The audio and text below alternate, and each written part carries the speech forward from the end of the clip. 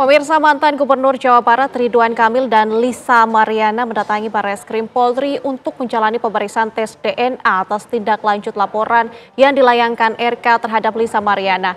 RK melaporkan dugaan pencemaran nama baik, dugaan penyebaran berita bohong yang dilakukan Lisa Mariana karena mengaku mempunyai anak dari hubungannya bersama mantan Gubernur Jawa Barat tersebut. Akankah tes DNA dapat membuktikan siapa yang berbohong dalam kasus dugaan pencemaran nama baik tersebut? Pemeriksaan tes genetik DNA yang dilakukan Ridwan Kamil dan Lisa Mariana merupakan tindak lanjut atas laporan yang dilayangkan mantan Gubernur Jawa Barat itu terhadap selebgram dan model majalah dewasa Lisa Mariana dalam kasus dugaan pencemaran nama baik, dugaan penyebaran informasi bohong. Lisa sempat mengaku bahwa dirinya memiliki anak dari hasil hubungan gelapnya dengan RK. Pengambilan sampel DNA oleh Pusdokes Polri dilakukan kepada 3 pihak, yakni Ridwan Kamil, Lisa Mariana, dan seorang anak perempuan berinisial CA. Mantan Gubernur Jawa Barat itu mengaku permohonan tes DNA dilayangkan pihaknya dan berharap hasilnya akan menjadi jawaban dari isu yang bergulir di masyarakat. Ridwan Kamil dan Lisa Mariana diketahui tidak bertemu saat pengambilan sampel DNA dilakukan. Hasil pengambilan sampel genetik DNA kini telah dibawa ke laboratorium Pusdokes untuk diuji. Hasil pemeriksaannya akan keluar dalam 5 hingga 10 hari ke depan. Kasus antara mantan Gubernur Jawa Barat Ridwan Kamil dan selebgram Lisa Mariana mencuat dan menghebohkan publik. Lisa mengaku memiliki seorang anak perempuan dari hubungan gelap yang dijalinnya dengan RK. Sementara RK membantah klaim sepihak tersebut. Tes DNA ini bertujuan untuk membuktikan secara ilmiah hubungan kekerabatan antara RK, Lisa Mariana, dan anak tersebut. Lantas, siapa yang berbohong akan dapat dibuktikan dengan tes DNA. Tim TV One mengabarkan. Pemeriksaan tes genetik DNA yang dilakukan Ridwan Kamil dan Lisa Mariana merupakan tindak lanjut atas laporan dugaan pencemaran nama baik yang dilakukan RK kepada Lisa. Akankah hasil tes DNA dapat mengungkap siapa berbohong dalam kasus ini? Untuk membahasnya pemirsa, kita sudah bersama dengan kriminolog Universitas Indonesia, Hanifah Hasna. Selamat sore Mbak Hanifah. Selamat sore, Terima kasih Nadia. sudah bergabung bersama kami. Sama-sama. Mbak Hanifah, dari kasus ini, kalau dilihat dari perspektif kriminologi, apakah lazim kasus yang tuduhannya adalah pencemaran nama baik ini membutuhkan hasil tes DNA? Kalau ini sudah masuk ke proses hukum, berarti memang tes DNA itu menjadi salah satu alat bukti gitu ya. Jadi ini adalah alat pembuktian yang dipersyaratkan oleh pihak hukum gitu ya. Karena kan kalau kita melihat tes DNA itu adalah sesuatu untuk membuktikan dari tuduhan-tuduhan atau klaim tadi itu. Nah, sementara klaim ini bisa dibuktikan secara ilmiah gitu. Nah, hasil dari pembuktian secara ilmiah ini yang bisa mengcounter klaim-klaim dari orang lain yang menuduh bahwa ini adalah anak gitu ya, anak dari hasil hubungan gelap. Karena yang kita lihat yang pertama yang dilakukan adalah ada tuduhan bahwa ini adalah sebuah kehamilan, berarti ada anak yang dihasilkan gitu. Ini kan sesuatu yang mengandung membutuhkan verifikasi tertentu. Nah, verifikasinya menjadi semakin mudah karena kita punya teknologi dengan menggunakan DNA. Artinya dalam hal ini di dalam kriminologi forensik, tes DNA itu sangat-sangat diperlukan untuk mengatasi atau menghadapi klaim-klaim orang lain yang menuduh bahwa ini sebuah hubungan gelap gitu ya. Selain itu, untuk memenuhi kebutuhan masyarakat bahwa ketika ada seseorang menghembuskan gitu ya, memberikan klaim tertentu itu kan terjadi kegaduhan gitu. Nah, ini yang harus dilakukan. Jadi ini memang cara-cara ilmiah memang harus dilakukan dalam proses hukum. Oke, artinya fungsi dari tes DNA ini adalah sebagai barang bukti, bukan sarana untuk membersihkan nama baik dari pelapor ini? Oh, kalau sudah masuk ke ranah hukum, ini menjadi alat hukum gitu ya. Karena kan ini menjadi sebuah proses gitu. Kan alat hukum itu kan macam-macam ya. Kan kita perlu saksi, ada bukti gitu ya. Buktinya seperti apa, alat-alat hukumnya seperti apa. Bahkan termasuk CCTV menjadi alat hukum gitu.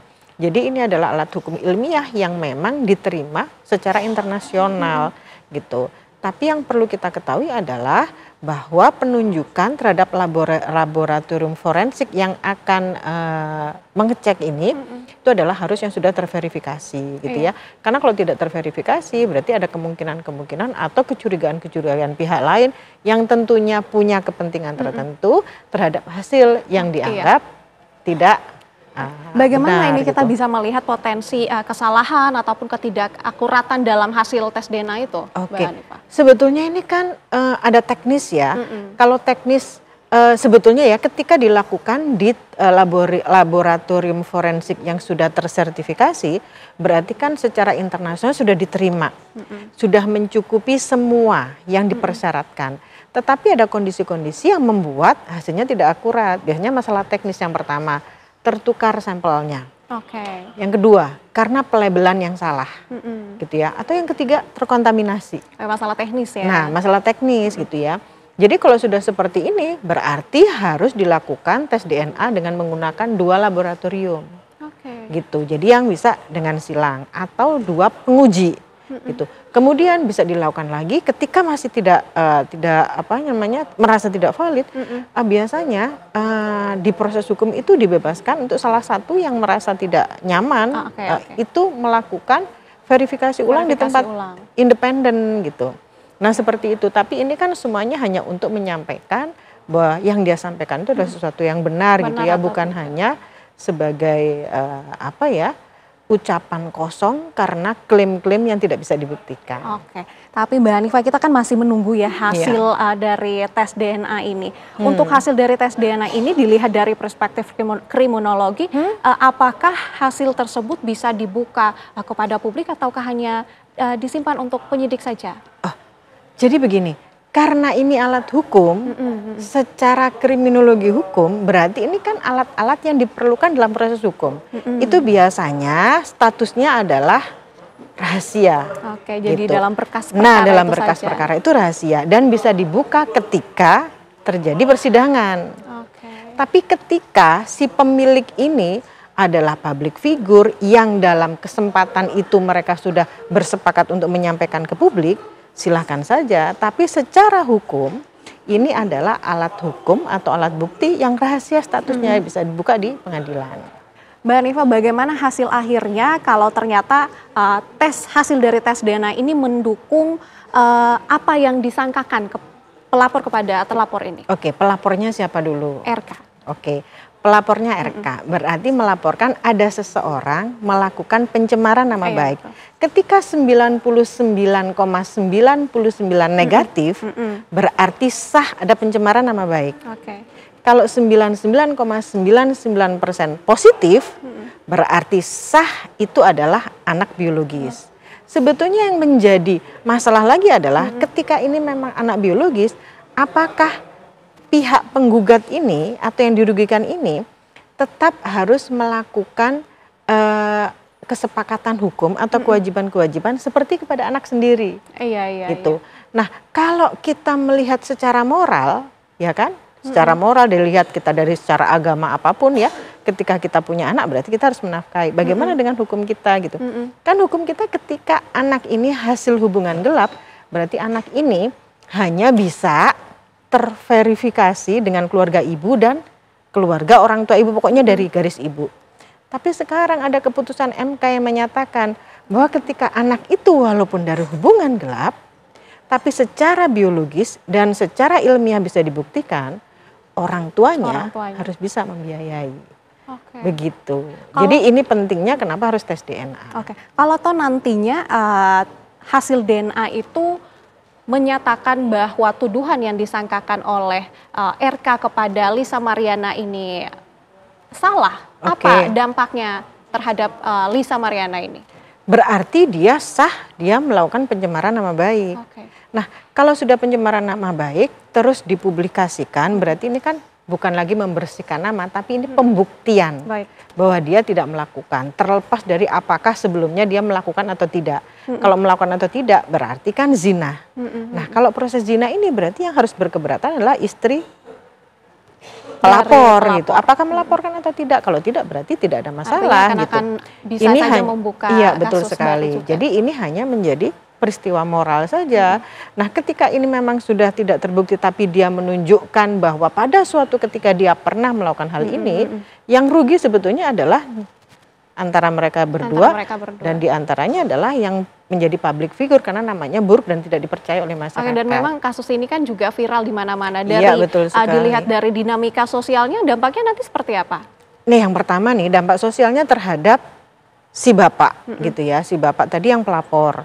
Karena sebelum beliau melapor sudah menjadi konsumsi publik dengan namanya juga tercemar, artinya dari sini kan untuk melakukan apa ya, gerakan-gerakan baru atau untuk profesi-profesi baru atau untuk semua kegiatan yang berhubungan dengan publik itu menjadi sulit karena kepercayaan masyarakat sudah menurun gitu. Yang kedua adalah korban kedua adalah anaknya gitu. Karena kalau ibunya mungkin tidak menjadi korban karena dia yang melakukan ya, dia yang melapor, dia yang terlapor dan dia yang sebelumnya menyampaikan ini kepada masyarakat. Tapi bagaimana dengan anak si ibu ini gitu ya? Karena anak ibu ini pasti statusnya dia adalah menjadi victim gitu. Nah, ini kan jejak digitalnya tidak bisa dihapus bahwa dia adalah anak hasil hubungan gelap gitu ya, dan tidak diakui dan ternyata salah pula gitu kalau memang ini salah.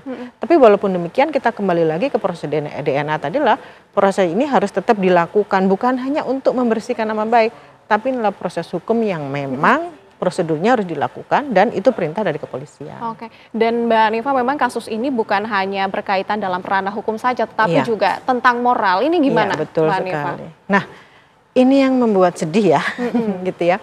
Karena kenapa orang-orang yang kita anggap sebagai public figure, pemimpin gitu ya, melakukan hal ini, itu kan sesuatu yang baik, sesuatu keburukan dibungkus dengan kebaikan gitu ya. Ini yang membuat masyarakat menjadi sekarang berkurang kepercayaan terhadap public figure atau tokoh-tokoh masyarakat gitu.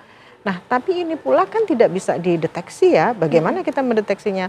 Karena pada saat mereka menduduki posisi-posisi tertentu pasti sudah ada tes psikologisnya juga ada. Tapi terkait moral kan kita kembalikan kepada masing-masing personal gitu ya, setiap individu itu dalam perjalanannya seperti apa. Bahkan pada saat tes awalnya dia baik, di tengah jalan dia melakukan hal-hal tertentu, baik itu karena dia mempunyai sifat itu sebelumnya maupun dia terpengaruh atau ada perubahan-perubahan kan kita tidak paham. Jadi emang sebaiknya kalau sudah sampai ranah ke hukum, ya ini akan menjadi proses hukum yang harus diikuti.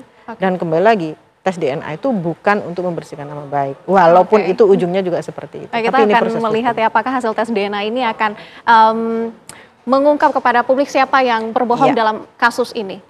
Baik, terima kasih Mbak Hanifa, kriminolog Universitas Indonesia sudah bergabung bersama kami di Kabar Petang. Terima kasih Mbak.